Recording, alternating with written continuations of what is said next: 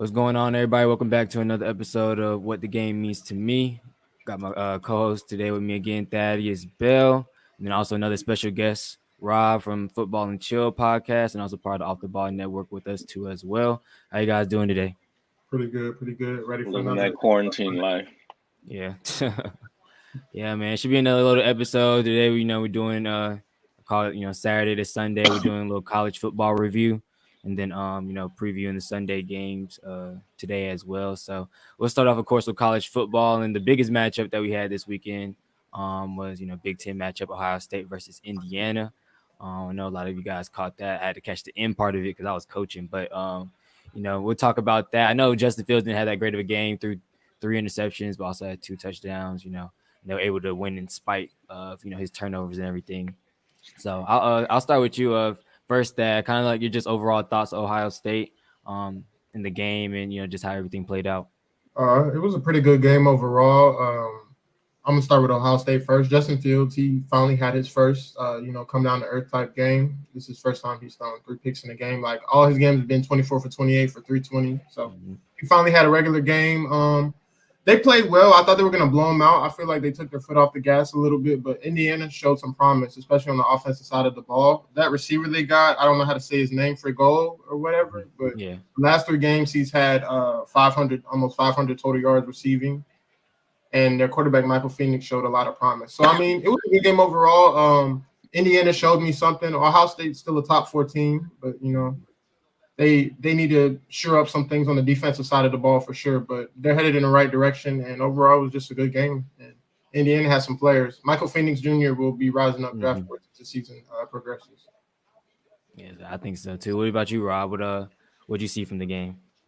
I saw a chink in the armor. I mean, yeah, I think one of those picks it wasn't on Justin Fields at all. It was the one that got batted up in the air a couple Oh times yeah, and came yeah, down, I think, by one of the linemen in Indiana. That one yeah. I don't put on him. But the other ones definitely do. But it is definitely a chink in the armor for Ohio State. They're not the perennial powerhouse that we're used to year in and year out. Their defense got exposed. I mean, in the first half, they played really well. They shut Indiana down. And then second half, Indiana went on a run, and, they had a chance on that final drive to tie the game. Weren't able to do it. But that, I agree with you. Freifogel, dude's a real deal. Dude's going to be shooting up draft boards very quickly. Just in this game alone, 7 catches, 218 yards, 3 touchdowns. I mean, just him and Penix Jr. They're the ones who kept them in the game. They're the ones who were giving them the chances.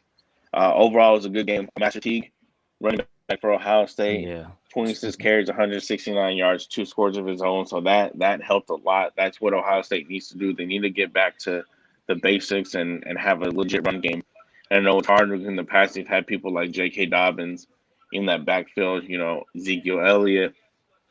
But if Master T can get on his train and show glimpses of being like that, then Ohio State will be fine. They just got to work on their defense.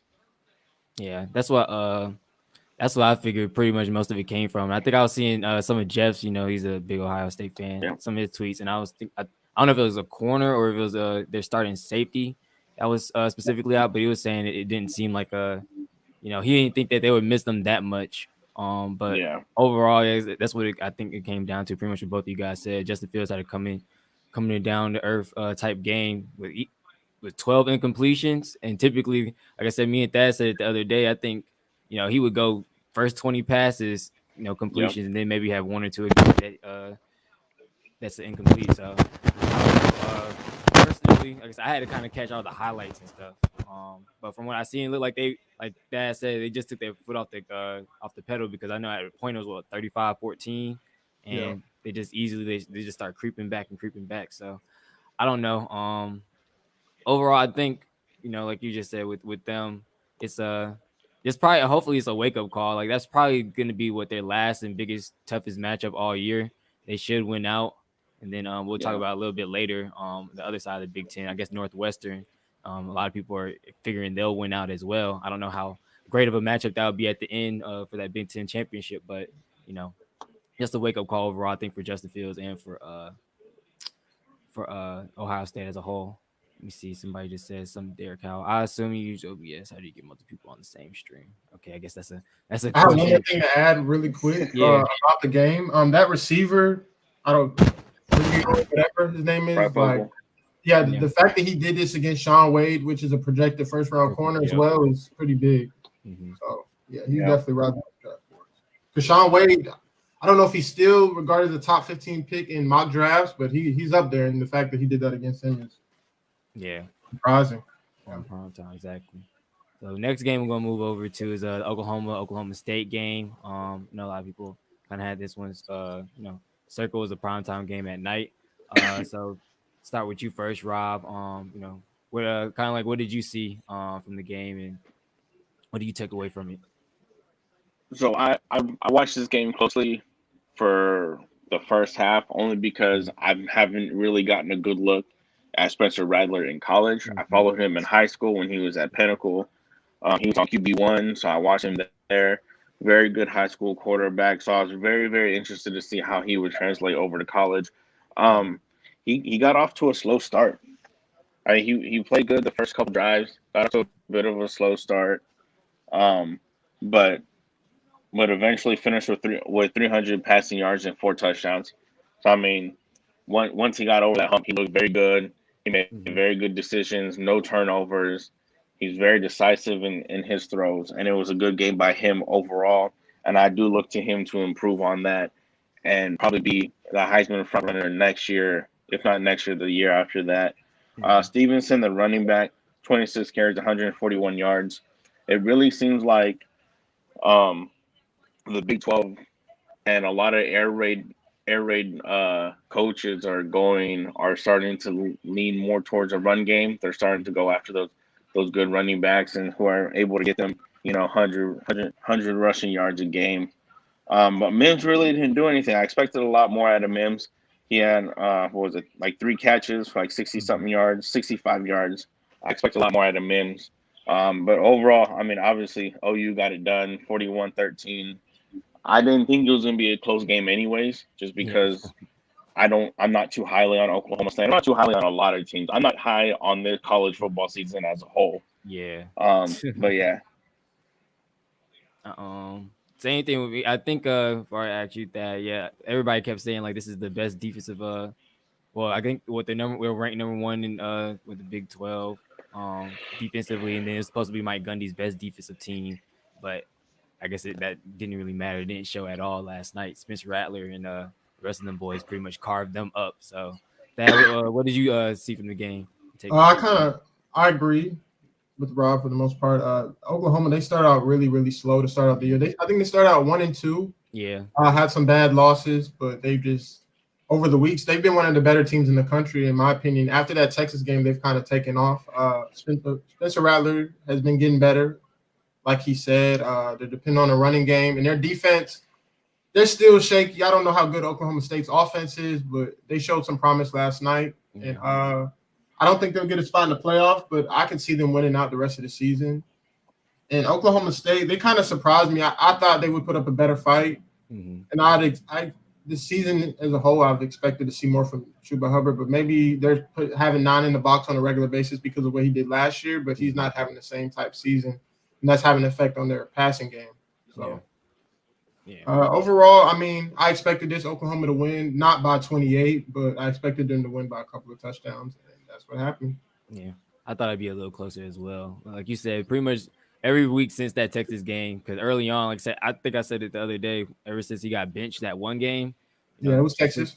Texas game, yeah. Spencer Rattler has pretty much, been on a tear, and he made another key thing. I guess he made all the right plays when he was supposed to. Like we don't know him fully as like a running quarterback, but he could be mobile at times, and there was times that he was able to extend things with his legs or that read option, he just took it for himself to get the first down or whatever the case may be. So, another good game by them. Obviously, with 2 losses, like you said, they're gonna need a lot of help from a lot of different teams in order to even be looked at and considered for the college football playoffs. So, yeah, just overall, I guess a good game for them, and maybe they'll finish out with a Big 12 championship. So, uh, next yeah, I'd game, expect them to. exactly, yeah, same here. Next game, I guess we'll move on to. I don't really like talking about it much, but they made a little bit of headline just because the quarterback came in and did some special things for them. But Georgia Mississippi game or Mississippi State game, my fault. That kind of what did you see from JT Daniels? Stepping in and doing things differently than what you call it, number 13. Literally what I expected when he came in. I expected him to win the job. Maybe not over Jamie Newman, but once they announced he wasn't playing, I'm like, this is a foregone conclusion. Who's starting? I'm surprised they didn't pull the plug earlier. Stetson Bennett had a couple of decent games, but I figured the Florida game would be his last game. I thought Bama was, but he did everything I expected. Coming out of high school, he was a 5-star quarterback. He left high school a year early to play at USC, and he started as a true freshman, so that tells you a lot. It's what I expected. They finally have a decent passing game.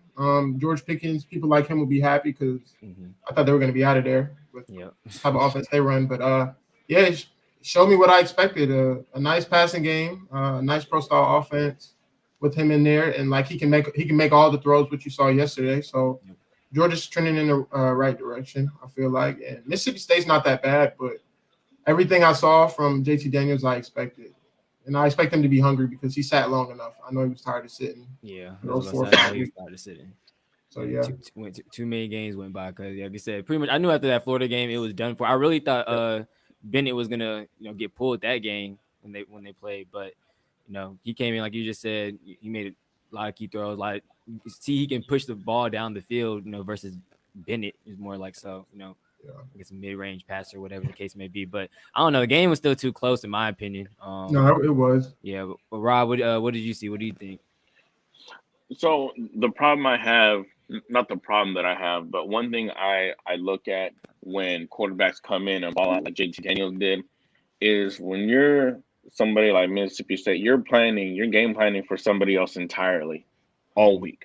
And then for somebody just to come in and ball out like that, I don't put too much weight into it because next week, if you know JT is going to be the starter and you're game planning for JT, and you can shut him down the next week. So I'm pumping the brakes on him a little bit, only also because I am a huge USC fan.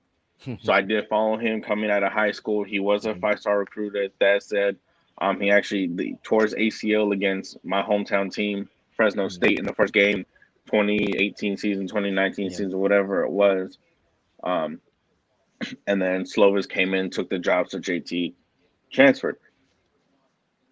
I didn't watch the game. I watched a couple of highlights, and he did look good. That's what we expected him to be at SC when we started him as a true freshman. But I say pump the brakes a little bit. Let's see what he does next week against a team that's game planning for him all week. Yeah, I can see that. That's fair enough.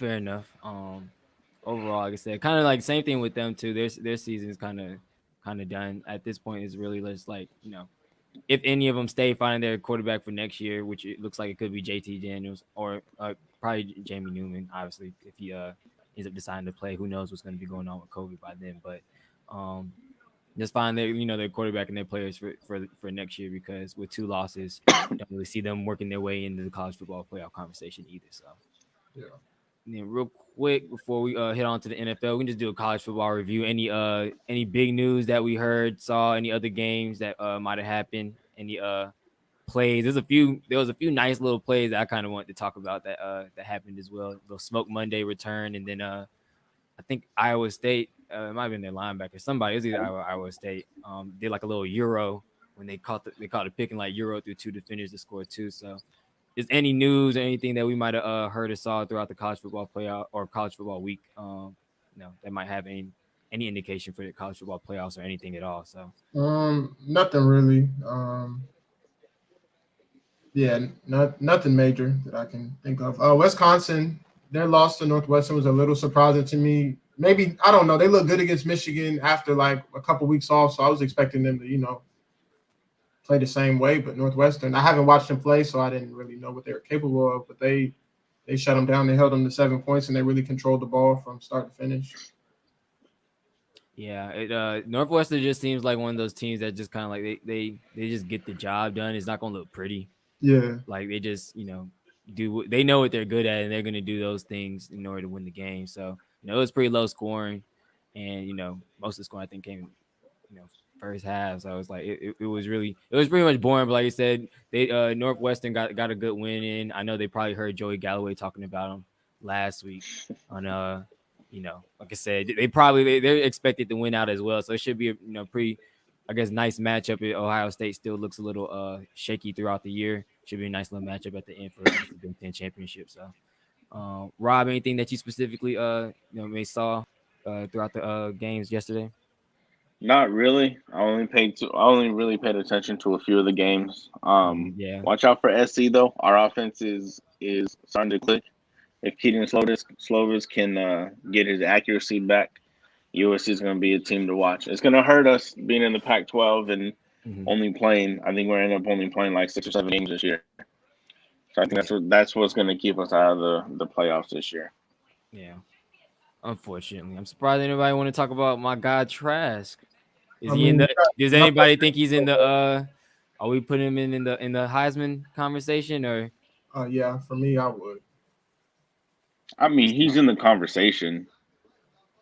You can't leave him out of it, but I don't know. This season is so weird for me. Like I don't put a lot of weight into a lot of things this season. Like I tweeted the other day, I don't.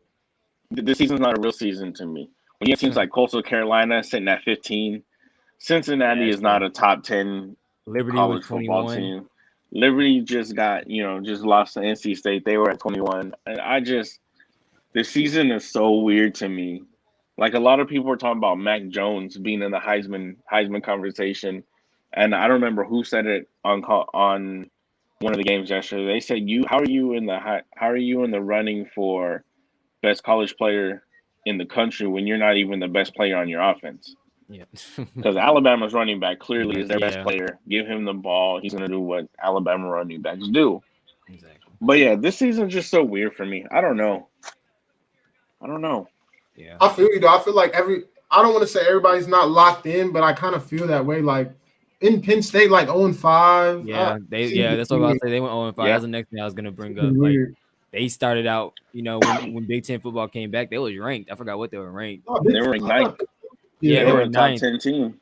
Yeah, exactly. And then, got smacked. Michigan just went 3 overtimes with Rutgers yesterday. Yep, exactly. And like Penn State, they lost. Yeah, they lost their first game. What? Who was it to? Was it to Indiana? They lost somebody by a point. Yeah, on that last play. They lost to Indiana on that last play. I think that just crushed their whole season. They just crushed their morale because they knew next week they needed that one in order to go into next week. With Ohio State, more than likely probably losing that game. And, it's everything just unraveled from there. It's pretty surprising to see them at 0-5, but I think that's the type of team they are. Like even throughout the years, like they'll have big years, and then like they lose that one game, and then it's just pretty much over with from there. Like you said, Michigan's struggling. Didn't they make a quarterback change as well? They game. Yeah, it's crazy. Like you said, with Rutgers, and I remember I didn't even finish watching the game, but I did look, and they were down like I think 2 touchdowns at a point. It was pretty late in the game. I was like, well, not late in the game, but it was like late in the second half or first half. So I was like, yeah, this might be over with Jim Harbaugh. Real quick, I guess before we do move on to the NFL, what do you see his future looking like? Should they fire him? No, they shouldn't fire him. No, he like I said, this is just a weird season. That's what it boils down. A lot of this comes down for me is just it's a weird season, and a lot of people opting out. Same thing with LSU. And their top 2 receivers opted out of the season. Jamar Chase is getting ready for the draft because he's going to be a top 10 pick. Yeah. So you have a lot of people sitting out, and it's a weird season of, especially for the Big Ten and Pac-12. They started late. Like Utah last night against SC was their first game of the year. You're talking the Saturday before Thanksgiving is your first game of the year. It's just a weird season. I don't think they should fire him. I think they will because of Michigan, and they were so close to being, on the cusp of beating Ohio State.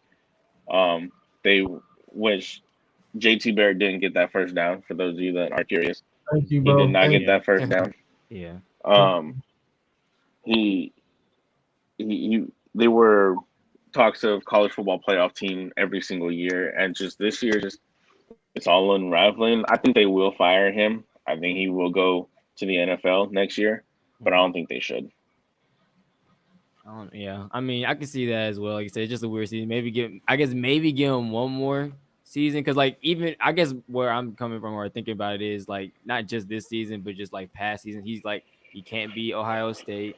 He can't even beat Michigan State even when they're bad. So Yeah, it's like that's just things I guess I'm taking into consideration. But like overall, it has been a pretty weird year for them in general.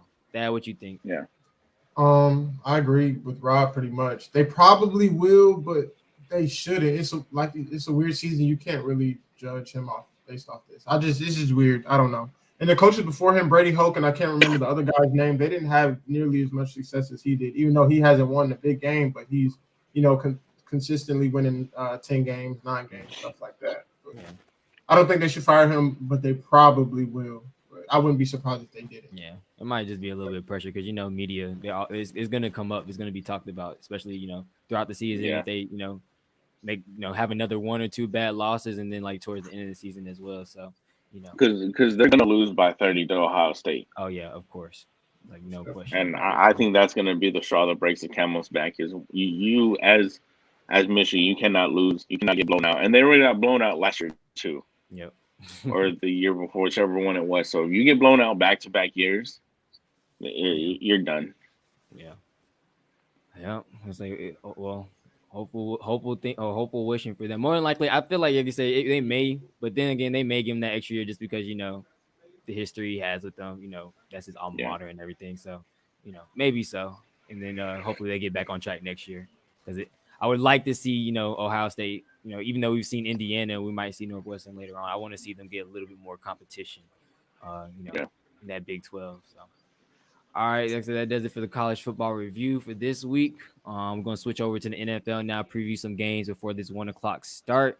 We'll go ahead and talk about our teams first. I guess we can start a little bit with mine because I wanted to start. I know me and Thad wanted to talk a little bit about the Jameis Winston news and Taysom Hill getting the start, and then reports that Jameis isn't even in the game plan. He might not even see the field. So that's kind of what they expect from our teams. My team's obviously the Atlanta Falcons, and that's who we play today. It's rivalry Sunday. So I guess I'll start with you, Thad. What did you think about that news when you heard? And what do you think? Do you think he comes in at all, or you think that kind of just because I think Sean Payton just kind of saying that, and I think we're gonna see him like the second drive. So what do you think? At first, I'm like, they got to be crazy. And then what you just said, when I started thinking about it, I'm like, maybe it's just a smoke screen. He's trying to get everybody ready for Taysom Hill. And then Jameis comes out there first or second drive. But it's just ridiculous, bro. This guy has never thrown, I don't think he's ever thrown over 5 passes in an NFL game. Yep. The playbook's going to be so small. All his passes are off a jet sweep motion, play action. Like if he has a drop back and pass, it's going to be a long day. So I expect to see Jameis very early, like very, very early. He might not make it out the first half. I don't think. I'm just surprised by the decision. It blows me. And I saw Adam Schefter posted something this morning. Like people in the organization were questioning his decision. I don't know what he's thinking. I don't know what he saw in practice. Jameis must have had a really bad week in practice. I don't know, but I'm surprised by the decision. I think it's a terrible decision, and they'll pay for it today. Yeah, with the loss to the Falcons. I think so as well. I once that news came out, I said we're gonna eat him up. There's no way. There's no way on God's green earth they're gonna let Taysom Hill play a whole game against the Falcons. Stack the box. We're just gonna let that happen. Like I don't think he has a really strong and accurate. He has a pretty strong arm, but he doesn't have I don't think he has an accurate arm. So I don't think he's gonna be able to find the specific receivers and get them open or whatever the case may be. They can like dip and dunk the whole game if they want, but I don't think that's gonna result in some touchdowns. So I personally think the only thing I had a problem with, because like I said, I personally think that was just kind of just blowing smoke up everybody's but whatever. And then we'll see Jameis at some point in the game. But only thing wrong with that is we've seen Jameis the last how many years he's been in the league because he played with the Buccaneers. So it's like, yes, he's in a different offense and a different system, but we know Jameis and we've seen Jameis. So it's like it's not whether we got a game plan for him or Taysom Hill. I think they're gonna have it have some type of game plan down pat. Plus we're coming off of a bye week, so I think they'll be ready for whatever the case may be. Whoever is in there at quarterback. What do you think, Rob? So I was watching Sunday Countdown this morning, and they were talking about it obviously because that's one of the biggest stories. They were talking about when, especially last time that New Orleans played Atlanta, and their defense a lot of times when Taysom Hill was in, Atlanta played a cover zero. They weren't necessarily blitzing every time, but they didn't have any safety. They just had one-on-ones, and Taysom Hill's eating them up because New Orleans likes to run those slants, Mm-hmm. like to run those quick slants to get that little bit of space, a little bit of separation. So I think it could work. I think it could work, but I do definitely agree with what I think Dad said it, or you said it, Jelani, that Sean Payton's just talking at this point because Payton or Taysom Hill's thrown all of 20 passes in the NFL in his career. He's Yeah. more of a tight end than he is a quarterback at this point, Mm-hmm. and a kick returner. But I do think we'll see Jameis at some point, especially because I don't think it's going to work. I don't think that Taysom Hill will get the job done. And I think at the very least in the second half, we'll see a switch at quarterback. Yeah, I just like I said, I just can't see him making it through a whole game. It's just not there for me. I don't see how you can game plan for him offensively for a whole game and he survive and last because like our defense hasn't been the greatest this year, mainly in the air, but we're actually decent on the ground this year. Like we've been able to stop the run a little bit. I don't know what we're ranked, but it's not terrible. More so in the middle of the pack to the best of the league. So I don't know. So it would be interesting to see for sure. But that and Lattimore is out, so I feel like offensively we're probably gonna eat. Like if we're able to, their front seven is pretty good. If we're able to establish some type of run and then get to the air, I think we'll be fine for this game, whether Jameis or Taysom Hill plays. So real quick before I ask you guys about your team, my dad chimed in. He said he wants me to mention his Giants, but this isn't a show that I mentioned the Giants at all. So I'm a just let that fly. Hey, But they're playing hard. That's all I can say. They're playing yeah, they hard. are playing hard. They actually, I mean, I guess we can talk about. I'm not going to talk about. I don't want to talk about them, but they actually now have a shot with the last two wins at winning the NFC East, and it's crazy that that's even a possibility to be saying with them having lost 7 games already. But I guess I'll let Rob talk. You can talk a little bit about your team. Washington. I think you guys, you played them 2 weeks ago and actually lost, unfortunately. But Yeah, we lost both times against them because Kyle Allen just is not that dude. I've gotten into it with people on Twitter that think for some reason Kyle Allen is the next Joe Montana and he's going to lead us to the promised land. And it was the 2 weeks that he played the first time against the Giants in which he lost, and then the game against Dallas, which is Dallas. We went up against possibly the worst defense in the NFL history. In 101 years of this league, we have not seen a worse defense than the Cowboys. So he was talking about like his passer rating for the last 2 weeks for like 111, and I was like, well, yeah, that's cool and all, but he threw 194 yards against a team that gives up 354 yards in. so yeah, like We need to slow down a little bit on him, and then ended up when he got hurt against the Giants, we were down like 10-0. Alex Smith came in, led us back. We still lost, and then Alex Smith, he played well for us last week against Detroit, but still obviously didn't get the job done there either. But all 4 teams are still in it. Dallas at 2-7 is still technically in it. I actually read something this morning on Twitter. If Washington wins today and Thursday, which is a possibility, we went. I think it was Dallas loses today and Thursday, which obviously if we win Thursday, that's who we play. The Eagles lose both games, and Washington is back in first in the division. Yep. So it's just it's so many ways that anybody and everybody in y'all division can possibly win it, and it's crazy. Like it literally gonna come down to the wire, and it's sad. Like my dad, you just said hurts to speak the truth. I know Daniel Jones is gonna mess it up at some way somehow. He averages like 2 turnovers a game, so it's all right. But appreciate you for saying it's a great show. Thank you, Dad. But what real quick, I guess before we ask Dad about his Jaguars, we all got pretty much losing teams on this show right now. But do you think you guys pull out the win against the Bengals? I don't know.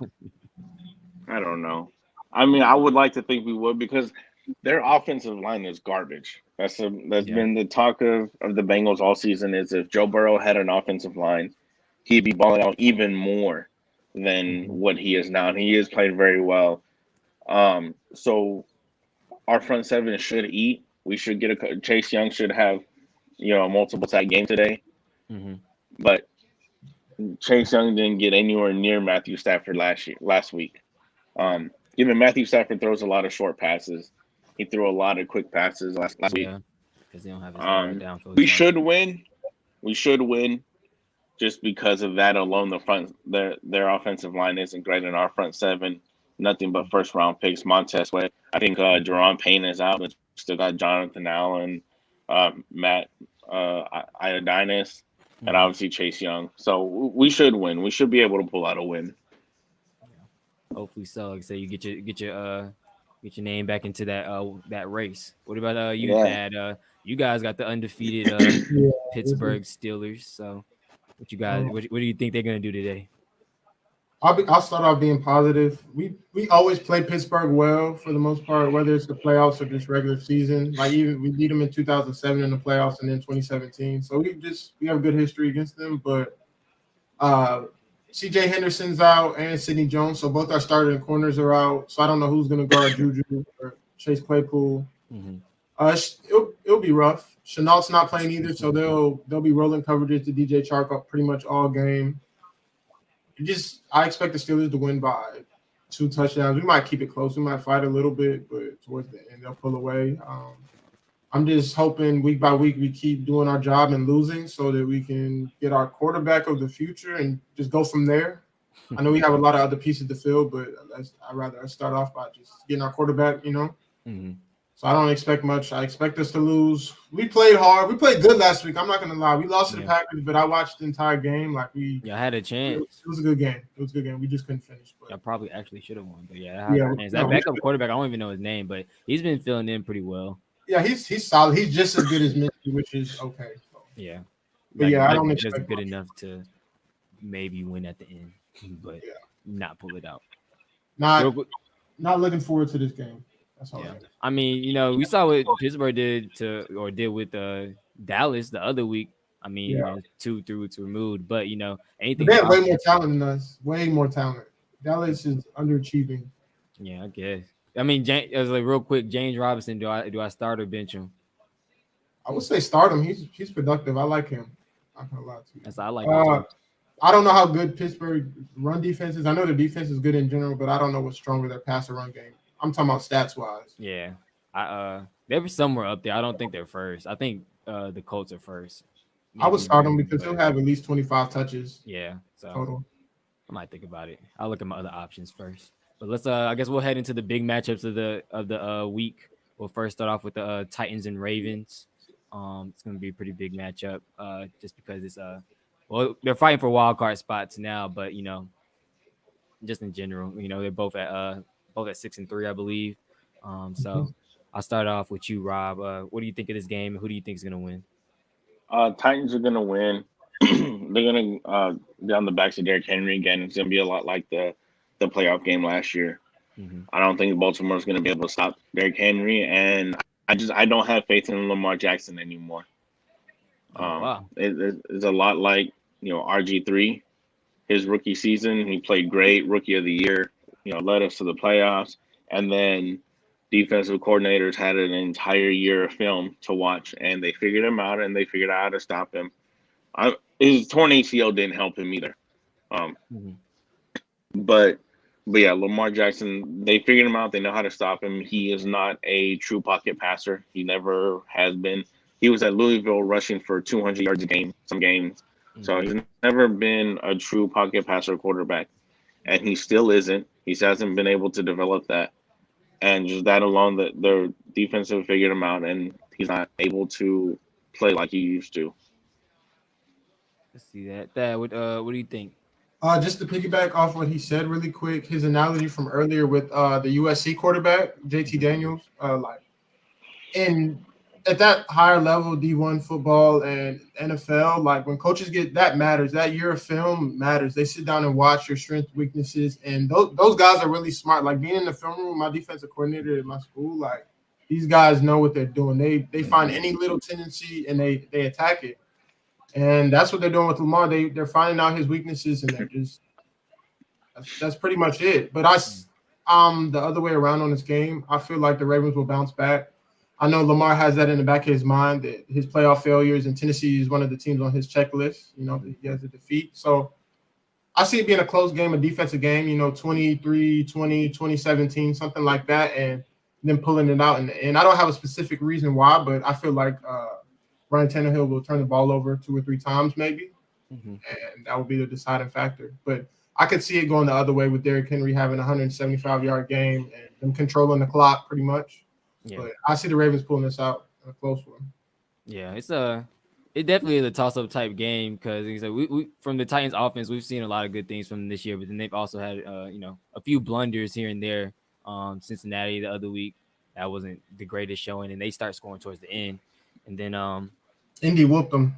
yeah, that's what I was about to say. And then Indianapolis whooped them as well. But I don't know. I see it as a toss-up game. Kind of to speak to both of you guys, like, yeah, I feel like teams, defensive coordinators have for sure figured out Lamar Jackson a little bit. I think it doesn't help that he doesn't really have that great of a receiver, to if he was able to, try to become a pocket type passer, or if they was able to game plan, put certain plays like that in for him to throw it downfield, or for even somebody to create some separation and get open. Like their best receiver right now is Willie Snead. So I feel like that can play a part of it, but like I said, I think they have figured him out a little bit. I think for this game specifically, though, it's going to be interesting just because the Titans defense hasn't been that great all year, and the Ravens offense can take advantage of certain things that they aren't that great at, which they're not that great in run, and they're not really that great in passing as well. But flip side of that is Titans offense, they're pretty explosive. Ryan Tannehill can make plays when he needs to. Derrick Henry's a monster. But the Ravens defense has, been solid all year. They're missing 2 guys up front there. I think Calais Campbell isn't playing, and then somebody else I think got hurt the other week. So, if they're not able to stop Derrick Henry in the run, I think it could, sway more towards the Titans side. But, it's a toss up for me. I don't even know if I can really pick. I think I want to go with the Ravens though, just because I don't know. I have a little bit more faith in them being able to pull out a close game than the Titans for some reason. So. Real quick, I guess I'm gonna pause. Mo, who you'll probably meet later on, Thad, he said, no disrespect, but you look like Meek Mill a little bit. I don't know if you've gotten that before, but Nah, I actually had heard that before, but I don't pay that no mind. it's probably, it could be a little camera angle. I've never seen it, but I mean, With the meat. yeah, I probably had to take a closer look. I ain't never seen it before. That's pretty funny though. Moving on, though, we'll go to the next matchup: Packers versus the Colts. Start with you, Thad. What do you think of this game? Who do you think is going to come out on top? I'm going the Packers in a close one. Indy's defense is, I don't know if they're still number one, but they're pretty much almost number one in almost every category for the first half of the season. The Packers struggled against us, so I see them struggling against the Colts as well. But Phillip Rivers, as he's gotten older, he's always been turnover. He's turned the ball over, but I see him. He's just getting towards the end. He's turning the ball over too much. Jair Alexander will get his hands on the ball or two, so I can see the Packers winning by 7 or 10, but only because of Phillip Rivers. Aaron Rodgers will bounce back. I feel like he won't have as bad as the game as he had last week, even though his numbers look good, but they had a lot of 3-and-outs, a lot of missed throws, couldn't get on the same page, and I see them bouncing back this week because I think their number one corner is Rocky Sin, and he's not the best corner. He can be beat. So I just see him and Devontae having a big day. Aaron Jones chipping in on the ground and in that pass game. And I would say the Packers pull this one out 30-20. So about 10. Yeah. But it's a toss-up. I could see Indy winning, but I think Phillip Rivers will give the ball away. Yeah. Rob, what do you think about this one? So if we look at how many games have the Packers lost this year? 2? Yeah, 2. So you look at the 2 games that they've lost. Aaron Rodgers was flustered. He was pressured a lot. That's the way they beat the Packers. And when you're going up against the number one total defense in the league, you're gonna fluster him. He's not gonna know what to do. As smart as he is, that's the blueprint to beat Aaron Rodgers this year. And Indianapolis does still have the number one total defense, and they're number one in takeaways. They have a +10 differential in takeaways. They have 9 picks. They forced 5 fumbles. So that Aaron Rodgers is gonna struggle. He's gonna throw probably 2 picks. He'll have a touchdown, but he's only gonna throw maybe 200 yards. Um, Wow. they're gonna shut down Aaron Jones. That front seven of Indianapolis is arguably the best in the league. Gonna shut down. Um, and Aaron Rodgers isn't gonna have enough time to find Devontae Adams. So I expect Indianapolis to win. I'm gonna say maybe 27-10. Oh wow. Not even It's close. gonna look a lot like that Tampa Bay game. Oh really? Yeah. I can say honestly, a lot of these games can go either way. This year because I can see that as well. The Colts defense is really stout. I think they're top two. I think they might be number one ranked defense in the league, and they got just young guys that fly around and get to the ball. But like Dad said, I do think it could be predicated on what Phillip Rivers do because literally all season, all I've said is this team's gonna go as far as Phillip Rivers takes them. And if Phillip Rivers has a game that he turns the ball over, once or twice, and then gives the ball to Aaron Rodgers on a short field, and he's obviously gonna take advantage of that. He's gonna get TDs. More than likely, he's getting TDs and then field goals out of that situation. So, and I believe the Packers they're looking a little bit more healthy this week as well. I think they get Lazard back. What you call it, Scanling or whatever his name is. Has had a pretty good 2 weeks. He's put together two back-to-back good weeks. Obviously, Devontae Adams is a beast. They got Aaron Jones and Jamal Williams back in the backfield. So, offensively they're fully loaded. It's just gonna come down to if the Packers defense can create turnovers, and I think if they do, then they should be able to pull this one out. So, I think maybe it could be still a close game, maybe a 2024 type one. So, I want to add one more thing real quick, just about like the Colts. The D line trades, like to everybody else, they may seem like boring, like, oh, why are they doing that? But D line really impacts the game. Like them getting Armstead from the 49ers really changed their D line as a whole. Like their pass rush and their run game has gotten way, way better. Yeah. That trade. Yeah. As we see it, honestly, we've always heard it. I'm pretty sure all of us have, playing football at some point. It starts in the trenches. That front four, that front seven, if they're stout, then that makes everybody else's job easier. And that's pretty much what it does. Like you just said, that like what you call it, Rock. He's pretty good, but like you say, he's not the world beater of corners in the NFL right now. But because that front seven is so good, it makes him look so great and it makes his job easier. So I don't know. Like I said, it could definitely be a toss up, and I just think personally it could be a game where Phillip Rivers throws a pick or two, and that's going to be the difference, and Packers may end up pulling this one out. So, and then going to move on to the Sunday night game. It's a rematch matchup of the AFC West rather. Raiders got pulled this one out last time. Was able to win 40-32. So it's gonna be more of a revenge game for the Chiefs. And the Raiders actually have been playing some pretty good football. So I'll start with you, Rob. What do you think of this game? This one's gonna be close. This one I have as a pick'em. I don't know. I want to say the Chiefs are gonna pull it out just because it is a revenge game. Yeah. And like Patrick Mahomes said, they don't like losing to the same team twice. But it is in Vegas, and Raiders have been playing some of the best football in the league. I think Raiders are gonna pull it out again. I think they get the sweep. It'll be like a 23-20 game. It's gonna be a very close game. It's gonna be a very good game. I could be wrong. But yeah, I think that the Raiders are gonna pull this one out just for the simple fact that it's in Vegas. Yeah, I think I don't know if it's still true or not. Like the report earlier in the week, though, I would agree. The only reason I think, and Thad, you might know, didn't they have reports that like half to all of their starting defense like was in close proximity to somebody that was I know they had 11 people on the list, which is a lot. But don't like if they test like negative like back-to-back days or something like that, they're good to go. Yeah. So did they clear them yet, or are they still kind of like they still got to wait for the test results today in order for them to play today? I'm not sure, but I'm pretty sure they're in the clear. Yeah. As like if Yeah, they I are think in the we clear would for have that, I heard consider something yeah. by now. Yeah, exactly. So they should be all good to go. So yeah, um, like to your point, it's probably gonna be a close game. Before I get my thoughts, Thad, what do you think? I'm kind of on the opposite end for this one. I don't see Mahomes getting swept by any division opponent anytime really probably in his career. So I feel like they bounced back in a big way, and that was one of their bad games on offense. They don't Hmm. have too many bad games, but that was one where they had multiple turnovers. So I don't see that happening.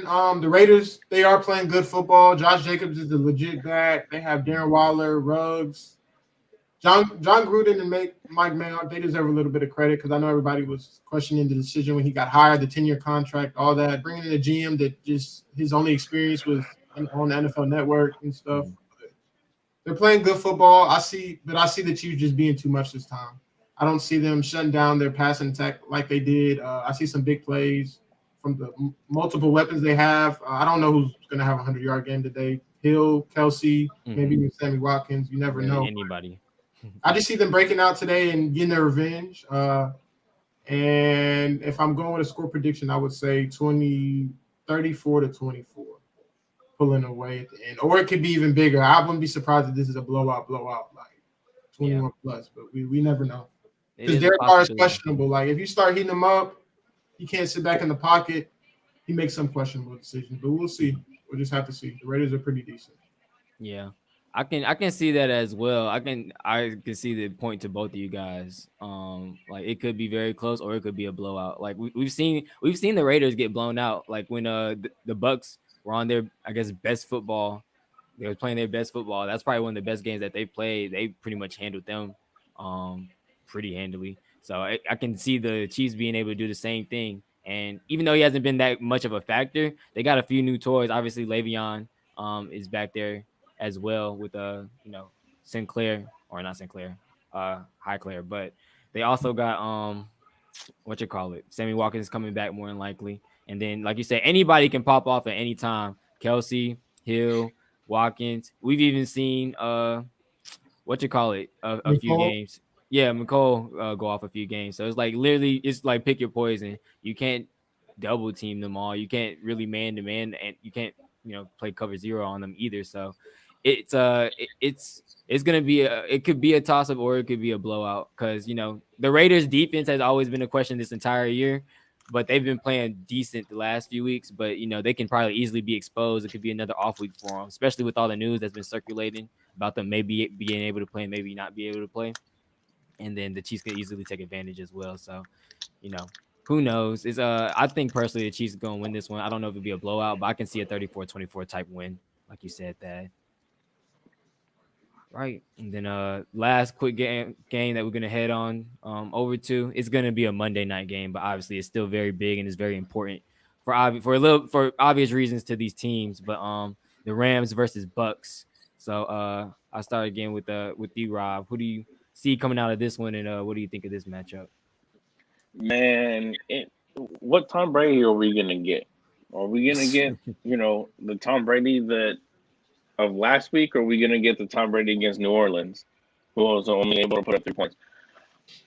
That's gonna be the biggest factor. That's gonna be the biggest thing that obviously gonna depend on how he plays. But I think the Rams are gonna be able to pull this out just because Sean McVay is getting a lot more creative with his offense. Mm-hmm. He's a lot. He thought that what worked in 2019 was going to work in, or 2018 was going to work in 2019, and obviously it didn't. So he did Yeah. switch it up, and he did.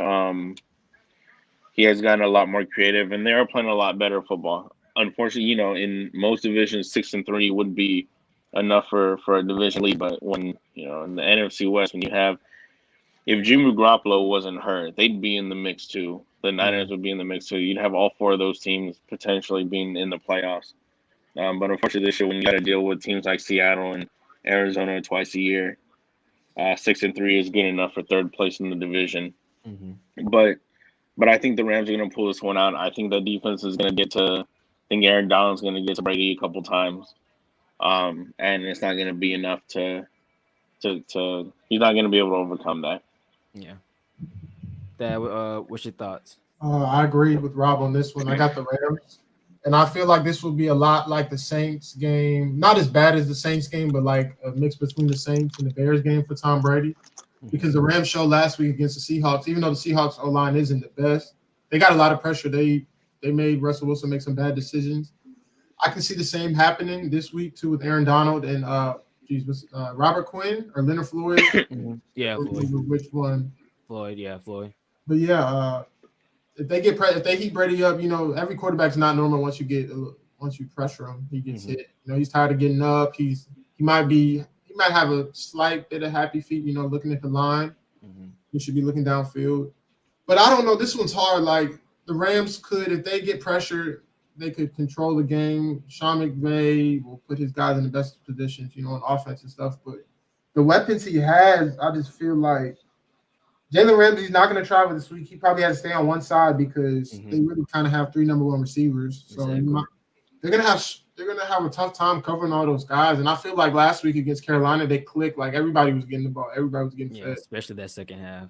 So I really don't know this. I'm going with the Rams. My gut tells me to pick the Rams, but I don't know if the Rams have enough pieces in the secondary. Like it all depends on if they get pressure on Tom Brady. That's my point. Yeah, if they can't pressure him, if they can't get any pressure, it might be a long day. But if they can heat him up the middle with Donald on the edges, it could be a long game. Because I don't think he's a rookie or he's a second-year player from UAB. He had 2 picks last week against Russell Wilson. So we'll see. But I'm going with the Rams if I had to choose and look in the shootout because they'll put up points. I say 31-34. Yeah. Could be lower than that, though. It all depends. Yeah, I think it's going to be a clean sweep for this one. I think the Rams pull it out as well just because I think what both you guys said, like Rob just said, I think McVay has been, putting little wrinkles in his offensive game plan to where I think he can take advantage of the Bucs defense because they're young and they're fast and they fly to the ball, but they take a lot of chances and they make mistakes when they do that. So I think Sean McVay will see that on film and he'll be able to, like I said, put the wrinkles in his offense to take advantage of those situations. And then also on the other side of things, I think Aaron Donald and those boys up front are going to create a lot of pressure because even though they've been playing okay, the Bucs offensive line is still a work in progress. From last year to this year, like I said, they've been playing better, but they're not the greatest in the league. So I believe Aaron Donald, Floyd, and all of them will be able to definitely get pressure up front on Tom Brady and disrupt them a little bit. And if that's the case, then their secondary is obviously great enough to be able to take advantage as well. Cover those guys for a long amount of times, and maybe even like you said, the guy had 2 picks last week against Russell Wilson, probably come up big again this week as well. Because like you said, Jalen Ramsey isn't going to be able to travel, but even if they do have him like follow one receiver, I think I can trust the other guys enough to, like I said, with them guys up front. I think I trust them enough to cover long enough to be able to make plays. So I personally think the Rams can pull this one out. It will be close, could be a shootout, or it could be a low scoring game. I guess low scoring in the 20s, but I think the Rams pull this one out maybe by a touchdown, somewhere between a field goal and a touchdown, so 3-7. So yeah, clean sweep on that one. Yeah. And then another thing about the Bucs, real quick, like even though I don't know because they're clicking, like I'm really questioning my decision because every week, even though Gronk's old, he's getting better and better. He's getting more targets. I don't know. Their offense can be really dangerous. Yeah. Overall, yeah, like literally anybody can go. Same thing like with anybody could go off. The only thing is like I don't think we've seen like just one specific person go off, and that's only because AB is just now in the fold, only playing the last 2 games. Like you said, Gronk has gotten a lot more shares and targets, and I think like now they have it out of their head, or after that Saints game, I don't think it's in Tom Brady's head or whatever he has to push the ball downfield, or whoever is calling the plays, Bruce Arians. He has to push ball downfield. He has to get it to certain guys in order to like show that they're a prominent offense to have all these weapons. So I think it's going to probably just come more naturally at this point. But like Rob said, we don't know who we're going to get each and every week. They had those 2 weeks that they were pretty consistent. And then ever since then, it's kind of been back and forth. Like we just whenever we see them play, it's like we're just surprised whether it's good or bad. So who knows? I think they're gonna play the way that they're capable of playing, but I still think they might take the loss in this one. And then real quick before we finish the show out, like to end a little bit of fun. Gonna do some fantasy football guys that we think is gonna break out today. We're gonna pick a quarterback, wide receiver, and running back, or quarterback, running back, and then a skill position guy. It can could be a tight end, don't have to be really a wide receiver, whatever the case may be. But just fancy guys that we think is gonna break out today. Rob, I can start with you. For my quarterback, I'm gonna go. A lot of people may not know who he is. If you watch XFL, he did. PJ Walker is getting the start in Carolina today for Teddy Bridgewater, going up against a Detroit defense, and isn't that great that let Alex Smith put up almost 400 yards against them last week, Yeah. and let them come back. So that's my guy to watch. Not just fantasy, but the game itself. Just I was a big fan of the XFL when it was around, and he was one of the players. He's obviously the league MVP. So I'm very excited to see what he's going to be able to do. For wide receiver, I'm gonna go Terry McLaurin, going up against Cincinnati today. Cincinnati defense or secondary is atrocious. I think Terry McLaurin's going to eat. He's going to get a lot of the bubble screen passes and take them for 10, 15 yards each. And running back, I think I got two in my head. I'm gonna go Ronald Jones. I know we just spoke on the Rams defense being able to get to Tom Brady, but I think that if it is a close game, is going to be because of Ronald Jones. He's going to be able to keep them in the game. Just because the secondary for LA is that good. They got Jalen Ramsey. So I think Ronald Jones is gonna have a decent game. He's gonna run for probably he's gonna get about 15, 20 carries, 80 to 90 yards and a touchdown. Yeah, that'd be solid for me too, because I got him on one of my fantasy teams. Dad, who are you going with today? For me, quarterback, I'm going with your guy Matt Ryan, only because the Saints secondary has been a little bit questionable this year, and with Marcus Lattimore being out, their second best corner is going to have to guard Julio, and then that's leaving their third corner on Calvin Ridley. So I see them having a field day for the most part. Running back, I had it written down. I'm going with Dalvin Cook today. The Cowboys defense overall as a whole is not good. He's a Florida State guy, so I love my Florida State guys, and he's been one of the best backs this season. I see him having 150 yards, about 2 tubs. It depends. It depends on if the Cowboys want to tackle him today. Yeah. And for my receiver,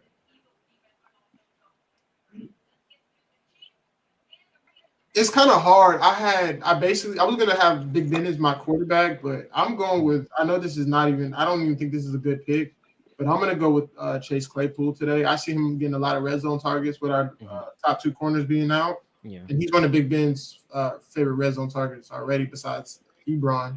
Yeah. But I just see him having a big day, catching a couple fade balls, having 100 yards and maybe a touchdown or 2. Yeah. Pretty much, yeah. You guys kind of got a mix of guys that I was picking as well. I got Terry in my FanDuel today, Rob. So I'm hoping he brings me some points so I can get some money. But my quarterback, it was a toss up. I was gonna go with Pat Mahomes, but I feel like that's kind of cheating. So it's like we already know we're gonna have a decent game out of him. So my quarterback was Big Ben just because he was going against the Jaguars defense. And like you said, you guys got your top 2 corners out. And Claypool has been playing really, really well last weeks or so. You got targets and Juju Smith-Schuster, and then they also got Johnson out there as well. So any of those guys can eat. So I feel like he has, and even Ebron as well. So he got 4 targets he can throw it to and carve up that defense. So Big Ben was my quarterback for the week. Receiver wise, I was going with, it's either you can go with Calvin Ridley or Julio Jones. Lattimore's out, and like you said, the rest of their secondary is pretty much questionable. Janoris Jenkins been okay, but that's your number 1 receiver. We can pick apart. One of the other guys are gonna be able to pick you apart, whether it's Julio or Calvin. So it's a toss up with them. Either one of those receivers, I feel like is gonna have a big game. And then lastly, my running back was Dalvin Cook as well. But I don't know. I might switch off of him just because, like, I know Dallas defense still isn't that great, but they had a bye week. Maybe they've had some time to game plan and figure things out. Maybe they're able to stop the run a little bit. But But I feel like Dalvin Cook's last few, he's been on a tear. No one's really been able to stop him. So even if they are able to game plan for him, it's like you said, are they going to want to tackle today? So I think I might still stick with him. But if not him, Derrick Henry, like we talked about earlier, has a chance to have a breakout game just because, like I said, Calais Campbell and those guys up front, they're not healthy, and I don't think they're playing either. I think they got their two starting DTs out, so Derrick Henry has a chance to have a big game as well. So yeah, those are the fantasy football breakout guys of the day. I guess I give a special, an honorable mention. The Patriots two running backs, Damian Harris, he had a really big game against the Ravens, and then Burkhead, whoever they put in, whoever's in, all their running backs could feast today on Houston's defense of line. So, honorable mention to those guys out there. And I could see the Colts doing some damage as well because the Packers' run D is not very good. That's true as well. But if Jonathan Taylor's Jonathan Taylor hasn't, I don't know, he hasn't. With them is running back by committee because Naheem Hines gets a lot of touches out the backfield. Exactly. Whether it's a lot of them in the passing game, but he does, get the ball running as well. And even Jordan Wilkins. So yeah. And their O line, in my opinion, is the best in the league. Yeah, it definitely is top two for sure. They probably are the best. But yeah, that's our fantasy football breakout guys for the day. Went over college football review and then NFL preview. Just starting or just finishing before 1:00. But of course, I want to thank my guys. Of course, Thad again for hopping on. Then Rob, our special guest for the day as well. So before we head out, guys, any last words and also where they can find your podcast as well, Rob. You already know where you can find me: Facebook and Instagram, Football and Chill Podcast, Twitter, FNC Pod. I am close. I'll be going back home up to Washington in a couple weeks, so I'll have my office back. So I'll be definitely putting out a lot more content. Definitely working a lot more with you guys. Excited to definitely get back on it and get back on with you guys a lot more. But yeah, that's where you can find me. Of course, and Dad, of course, I'm gonna say that you can find you obviously here, but any of your social medias as well.